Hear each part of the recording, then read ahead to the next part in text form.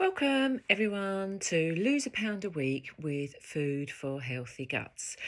This week I thought I would talk a little bit about acid reflux, indigestion, heartburn, because they are in general associated with carrying a little bit more weight and maybe eating foods that are fermenting in your stomach rather than being properly digested.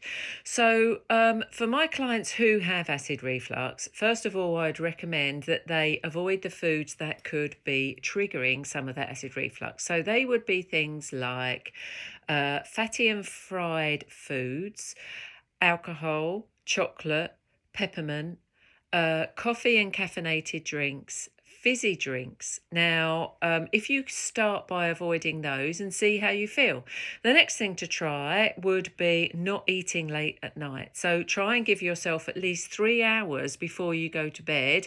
Eat your last meal at least 3 hours before you go to bed. And when you are in bed, if you do suffer with acid reflux, then see if you can prop yourself up in bed. So that means a couple of pillows, lying a little bit higher, and that helps the digestion process. So they are my first two recommendations if you do suffer with acid reflux.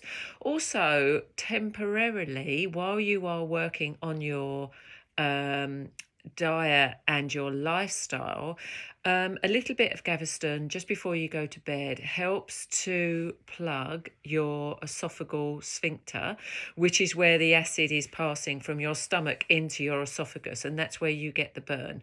But Gaviscon is not forever. It's just to give you some relief while you are working on lifestyle and diet. So, dietary wise, a low carb diet is going to be easier for you if you do suffer with acid reflux, because there's not so much sugar and therefore you're not causing so much fermentation in your stomach. And it's that fermentation that causes the esophageal sphincter to flap and the acid to come up. So, that's why a low carb diet can be quite useful. Also, think about things like stress, because stress, unfortunately, slows down the digestive process. When you slow down the digestive process, you are more likely, if you suffer with acid reflux, to get more reflux. So, have a little think about how you can de stress during the day, at the end of the day. You don't need to go crazy. 10 minutes is probably going to be enough. And that might be removing yourself from other people, sitting in a quiet space, reading a favourite book, listen to a little bit of music, listening to a podcast, anything that helps you to relax. You're just trying to relax and calm down before the end of the day. So I hope that is helpful to you. And